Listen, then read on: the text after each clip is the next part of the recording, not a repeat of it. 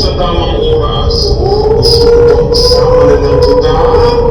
Naghahanap kasi kami ng batang matigas ang ulo.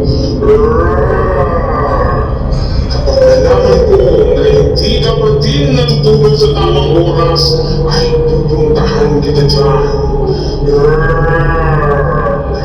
Total, ang hilig mo magbuyag. Puro ka na mo. Doon ka na lang sa arian namin. Sobrang dilim doon, bata. Marami kang magiging kalaro doon. Maraming tiktik, maligno at engkanto. Maglalaro kayo doon ng tagu-taguan at habol-habulan. Hindi ka nila matutulugin doon sa baba. Lagi kang hahabulin ng mga engkanto. Gusto mo ng ganon? Ha?